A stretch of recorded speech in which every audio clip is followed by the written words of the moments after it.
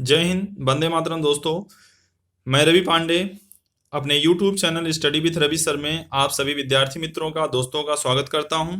दोस्तों, हम सांख्यिकी कक्षा 11 गुजरात बोर्ड के अंतर्गत पाठ 4 अपकिरण के माप का दोस्तों हम अभ्यास कर रहे हैं। पिछले वीडियो में दोस्तों मैंने आपको चतुर्थक विचलन और चतुर्थक विचलन गुणांक, जिसे quartile deviation and coefficient of quartile deviation कहा जाता है, उसके बारे में दोस्तों हमने सीखा था।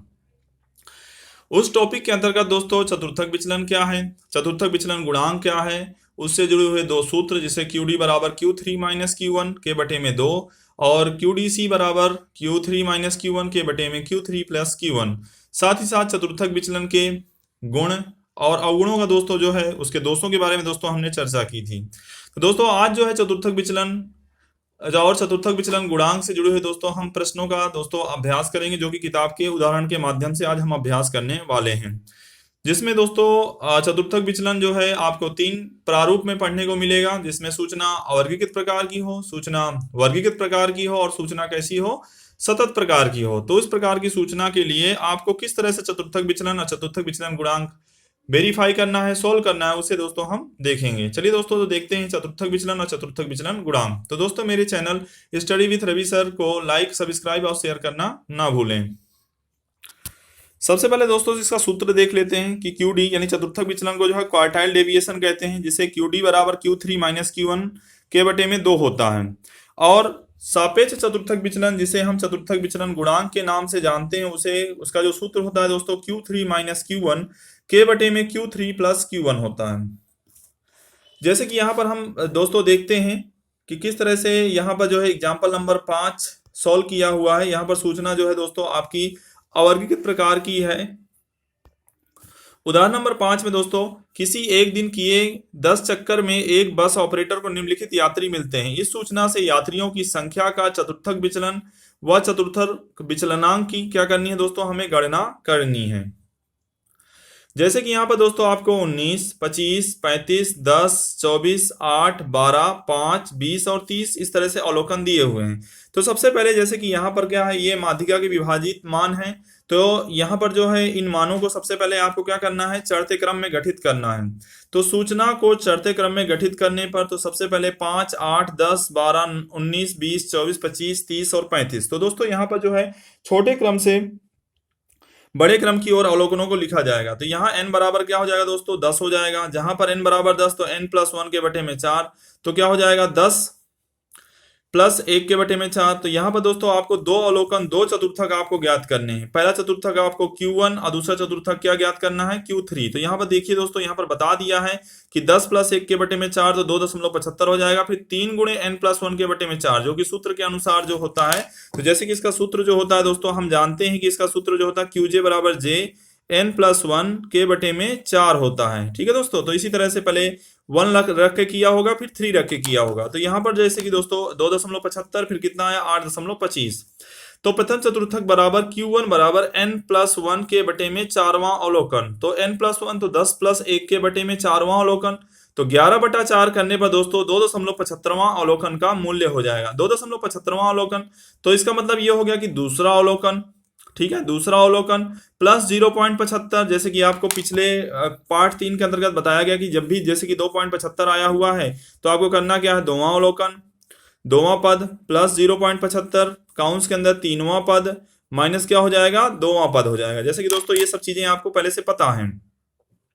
तो Q1 बराबर n प्लस 1 के बटे में 4वां अवलोकन। तो 2.75वें अवलोकन का क्या हो जाएगा दोस्तों, मूल्य हो जाएगा, जिसमें दूसरा अवलोकन क्या है दोस्तों, 8 है। यहाँ पर 8 लिख दिया। पॉइंट के बाद जो है वैसे वैसा लिखना है, प्लस 0.75 काउंस के अंदर तीसरा अवलोकन माइनस क्या हो जाएगा दोस्तों, दूसरा अवलोकन हो जाएगा। तो तीसरे अवलोकन का मूल्य कितना है दोस्तों, 10 है। 10 माइनस दूसरे अवलोकन का मूल्य कितना है, 8 है। तो 10 में से 8 गया तो कितना आ गया, 2 आ गया। फिर 0.75 गुणे 2 करने पर दोस्तों कितना आ जाएगा, 1.5 आ जाएगा। तो 8 प्लस 1.5 बराबर कितना हो जाएगा, 9.5 यात्रियों का समूह हो जाएगा। तो Q1 बराबर कितना हो जाएगा दोस्तों, 9.5 यात्रियों का समूह बनेगा। यहाँ पर जो सूत्र है, सूत्रों के माध्यम से यहाँ पर दोस्तों दर्शाया हुआ, तो डायरेक्ट वे में दर्शाया हुआ। जैसे कि ये मैंने आपको यहाँ पर बताया कि 2.75 आया तो दोवां पद प्लस 0.75, फिर उसके बाद काउंस में 2.75 है तो किस में आएगा, तीसरे और दूसरे पद के बीच में आएगा, इसलिए तीनवां पद माइनस क्या हो जाएगा दोस्तों, दूसरा पद हो जाएगा। ठीक है, चलिए इसी प्रकार से आगे तृतीय चतुर्थक जो ज्ञात किया हुआ Q3 बराबर 3 गुणे n प्लस 1 के बटे में 4वें अवलोकन का मूल्य। तो 3 गुणे 10 प्लस 1 के बटे में 4वें अवलोकन का मूल्य, तो 8.25वें अवलोकन का क्या हो जाएगा, मूल्य हो जाएगा। तो जहां पर 8.25वें अवलोकन का मान जो होता है दोस्तों, तो 8वां अवलोकन प्लस 0.25 काउंट्स के अंदर 8.25 किस में आएगा, 9 और 8 के बीच आएगा। तो यहाँ पर क्या हो जाएगा, 8 और 9 के बीच, तो 9वां अवलोकन 8.25 है तो 8वां अवलोकन प्लस 0.25 अकाउंट्स में क्या आएगा दोस्तों, 9वां अवलोकन माइनस क्या हो जाएगा, 8वां अवलोकन।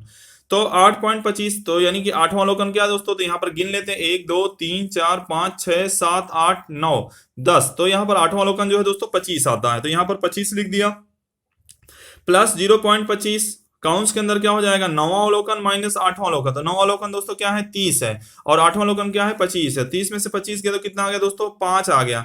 फिर 5 गुणे 0.25 करने पर दोस्तों कितना आ जाएगा, 1.25 आ जाएगा। तो 25 प्लस 1.25, तो Q3 की जो वैल्यू है दोस्तों कितनी आ जाएगी, 26.25 यात्रियों का समूह बनेगा। तो यहाँ पर दोस्तों Q1 बराबर, जैसे आप पार्ट 3 में सोल्व करते थे उसी तरह से यहाँ पर भी आपको QJ के जो सूत्र है उसको आपको अप्लाई करना रहेगा, और किसके लिए, सूचना वर्गीकृत प्रकार की हो उसके लिए। तो यहाँ पर Q1 और Q3 जो है सेम जजमेंट आपको देना है पार्ट 3 और पार्ट 4 में, ठीक है। तो Q1 का मान जो दोस्तों आपका 9.5 आ गया, और Q3 का जो मान है दोस्तों वह 26.25 हो गया। अब इसके बाद दोस्तों चतुर्थक विचलन आपको ज्ञात करना है। तो चतुर्थक विचलन बराबर सूत्र क्या होगा दोस्तों, तो चतुर्थक विचलन का जो सूत्र होगा QD बराबर Q3 माइनस Q1 के बटे में 2। तो दोस्तों यहाँ पर हम देख पा रहे हैं कि Q3 का मान जो है 26.25 है, और Q1 का मान जो है दोस्तों 9.5 के बटे में 2। तो इसमें से घटा देना, तो कितना आ जाएगा, जो भी आए आपका घटाने के बाद, तो यहाँ पर कितना हो जाएगा, 8.38 हो जाएगा। तो QD का जो मान है वह कितना हो जाएगा, 8.38। तो यात्रियों की संख्या का चतुर्थक विचलन जो है वह 8.38 यात्रियों का समूह हो जाएगा दोस्तों। उसके बाद अगला जो टॉपिक है चतुर्थक विचलनांक। चतुर्थक विचलनांक का दोस्तों सूत्र होगा Q3 माइनस Q1 के बटे में Q3 प्लस Q1। तो जिसमें Q3 माइनस Q1 करने पर, तो Q3 का मान जो है 26.25 है, और Q1 का मान जो है दोस्तों वह 9.5 है। तो इसमें से आप माइनस कर दीजिए, तो 16.75 आ जाएगा। फिर सेम उसी प्रकार से 26.25 प्लस 9.5 दोनों को प्लस कर देंगे तो कितना आ जाएगा, 35.75 आ जाएगा दोस्तों। तो इस तरह से जो है Q3 माइनस Q1 के बटे में Q3 प्लस Q1, तो 0.4685 हो जाएगा। तो चतुर्थक विचलनांक जो होगा दोस्तों वह 0.47 जितना लगभग हो जाएगा, क्योंकि 0.4685 जितना मान आ रहा है। तो यात्रियों की संख्या का चतुर्थक विचलन दोस्तों, ये चतुर्थक विचलनांक जो होगा दोस्तों वह 0.47 जितना होगा। तो दोस्तों यहाँ पर जो है वर्गीकृत प्रकार की सूचना का हमने एक एग्जाम्पल गुजरात बोर्ड की पुस्तक के अंतर्गत, सांख्यिकी की पुस्तक के अंतर्गत पाठ 4 अपकिरण के माप के अंतर्गत दोस्तों चतुर्थक विचलन और चतुर्थक विचलन गुणांक का पहली मेथड, यानी कि कौन सी सूचना अवर्गीकृत प्रकार की हो उस प्रकार का दोस्तों हमने यहाँ पर प्रश्न लिया। और इसी प्रकार का एक प्रश्न जो है दोस्तों आपको हाँ, तो दोस्तों इसी प्रकार का एक प्रश्न जैसे यहाँ स्वाध्याय 4.2 में दिया हुआ, तो इस प्रश्न को आप खुद से सोल्व करेंगे, स्वयं से करेंगे। एक निशानेबाज एक स्पर्धा की पूर्व तैयारी करते समय अंतिम 10